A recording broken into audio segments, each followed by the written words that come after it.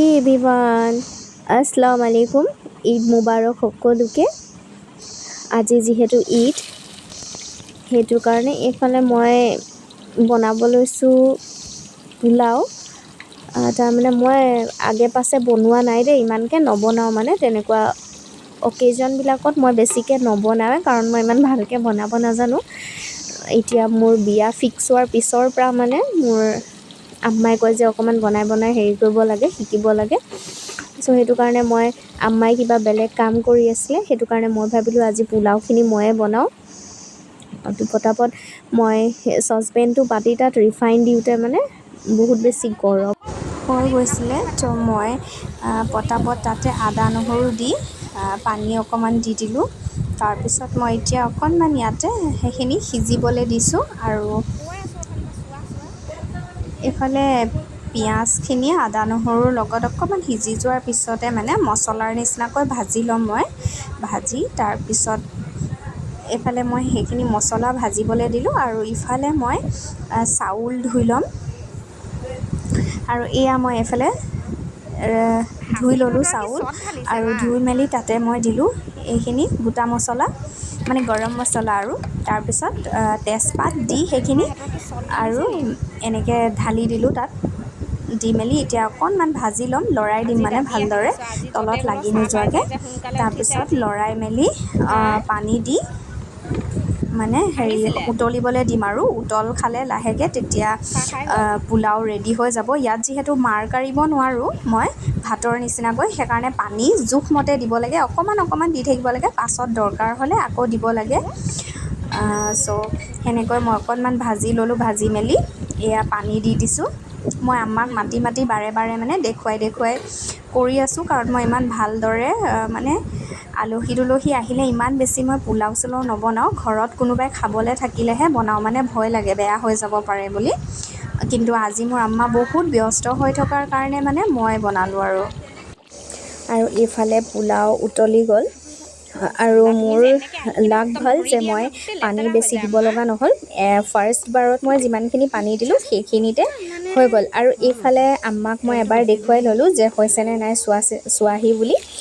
তাৰপিছত আম্মাই চাই দিলে। তাৰপিছতে মই বনাব ল'লোঁ চিকেনৰ কাৰণে মই বহুত দেৰি হৈ গৈছিলে, মানে আজি আমাৰ যে আব্বাহঁতি গুচি গ'ল কুৰবানীৰ কাৰণে। চ' মই আমাৰ কুকুৰা অনা হৈছিলে ঘৰত, তো চিকেন বনাবৰ কাৰণে হালাল কৰা হোৱা নাছিলে, কাটা মেলা হোৱা নাই, সেইকাৰণে দেৰি হৈ গ'ল। আৰু তাৰপিছতে ঘৰত আহি কাটি মেলি সেইখিনি বাচি মেলি আম্মাই সেইখিনি ভালদৰে মোক উলিয়াই দিলে, চিকেন কেইপিচমান।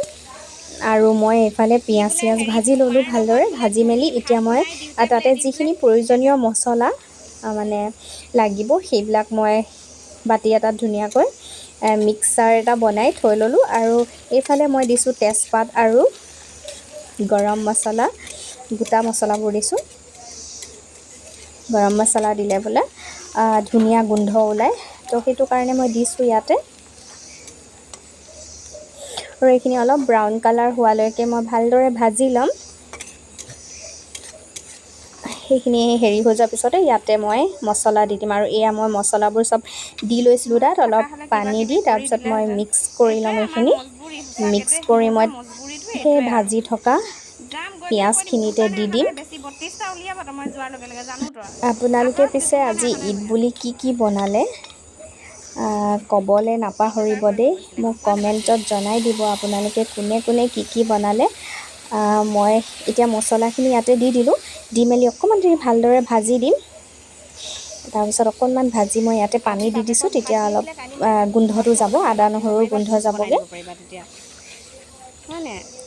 তাৰপিছত মই তৰকাৰীৰ জোলখিনি অকণমান ডাঠ হ'বৰ কাৰণে তাতে মই এটা বিলাহী ধুনীয়াকৈ মিক্সিত পিচি তাৰ সেইখিনিও দি দিলোঁ ইয়াতে। দি মেলি এতিয়া মই অকণমান দেৰি ধুনীয়াকৈ ভাজিম ইয়াত। দৰকাৰ নাই ইমান মুৰি ধৰি কৰিবলৈ, মই কোৱা নাছিলোঁ সি ভাবিছে।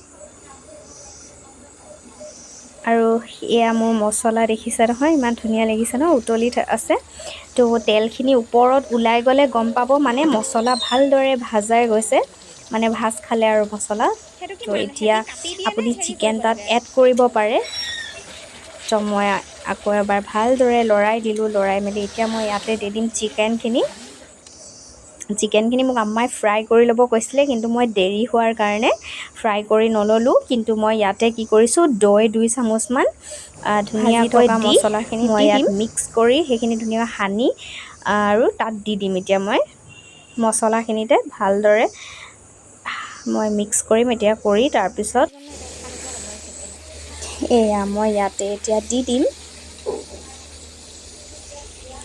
এইফালে মই চিকেনখিনি দি দিলোঁ। ইয়াত যিহেতু দৈ মিলাই থোৱা আছে, তো সেইটো কাৰণে ভালদৰে আমি অকণমান দেৰি মছলাখিনি ভাজি থাকিব লাগিব।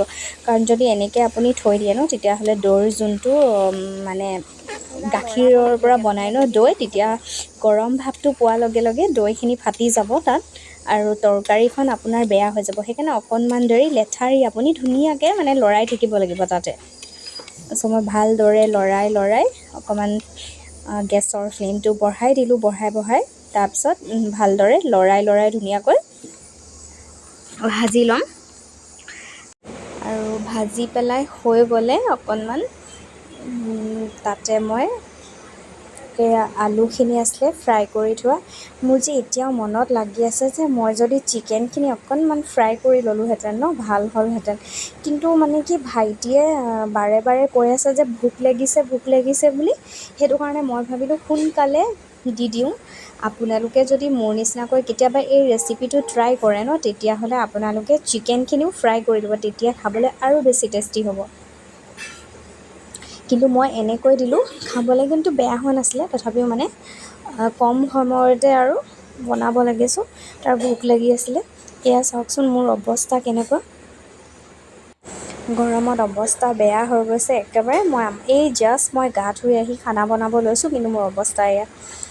তাৰপিছত এয়া মই ভাজি মানে পানী দিয়া নাছিলোঁ তেতিয়ালৈকে। মই একদম ফ্লেমটো কমাই দিছিলোঁ আৰু কমাই এইখিনি ধুনীয়াকৈ ভাজি আছিলোঁ। এইফালে তৰকাৰী কালাৰটো কেনেকুৱা হৈছে জনাবচোন। দৈ দি দিলে এনেও তৰকাৰী দেখিবলৈ বৰ ধুনীয়া লাগে ন। আৰু আজি ৰ'দটো চাওকচোন ইমান চোকাকৈ ওলাইছে।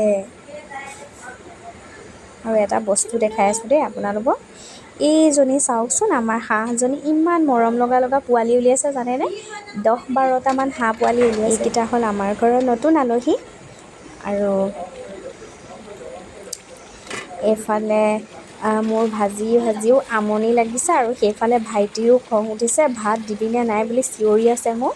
তো মই ভাবিলোঁ আৰু বেছি দেৰি কৰাতকৈ, মই বেছি গালি খাই থকাতকৈ ইয়াত পানী এড কৰি দিয়াই ভাল আছে। চ' মই পানী এড কৰি দিম এতিয়া ইয়াত।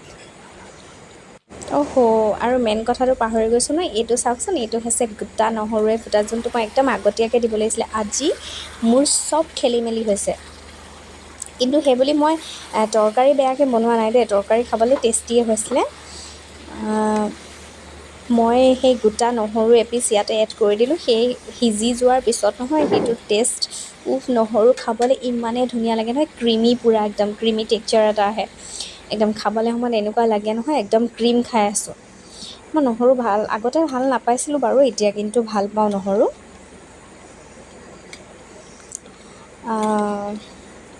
তো ইয়াতে মই পানী এড কৰি দিলোঁ, আৰু এতিয়া আকৌ মই উতলিবলৈ দিম। সেইফালে আকৌ আমাৰ ছাৰে চিঞৰি আছে, মানে ভাইটিয়ে, যে সোনকালে দে। তাৰমানে বহুত বেছি ভোক লাগিছে, কাৰণ সি ৰাতিপুৱা ব্ৰেকফাষ্ট কৰা নাছিলে। চ' সেইটো কাৰণে। আৰু ইয়াতে মই এড কৰি দিলোঁ জলকীয়াও দুটামান, কাৰণ মই জলকীয়া দিয়া নাছিলোঁ। আৰু আমাৰ ঘৰত জলকীয়া ইমান নাখায়ো, সেইটো কাৰণে ওপৰৰ পৰাই মই দি দিওঁ। কাৰণ আগতীয়াকৈ জলকীয়া দি দিলে কি হয়, সিজি যায়, আৰু জলকীয়াখিনি তৰকাৰীখিনি বহুত বেছি জ্বলা হৈ যায় জলকীয়াখিনি সিজি যোৱাৰ পিছত। আৰু এইফালে ফাইনেলি মোৰ তৰকাৰী হৈ গ'ল, আৰু মই পোলাও খাওঁ বুলি ভাবিলোঁ। মোৰ খোৱাটো অকণমান দেৰি হ'ল আচলতে। মই 2:30-3টামান বজাতহে ভাত খাইছোঁ। তো মই এইফালে লৈ লৈছোঁ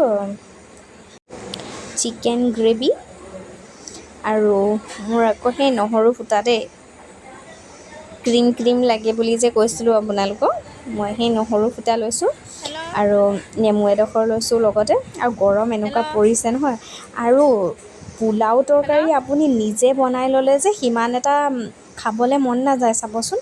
কাৰণ পেটটো বেছি আবুক হৈ যায়, এনেকুৱা তেল বস্তুবিলাক বনাই থাকিলে যে সেইবিলাক বস্তু খাব মন নাযায়। তো মই বনাই মেলি প্ৰথমে ইমান ভাগৰ লাগিছে, ৰাতিও ভালকৈ শুৱা নহ'ল কিবাকিবি কাম থকাৰ কাৰণে। 12টামান বজাত শুইছোঁ চাগে।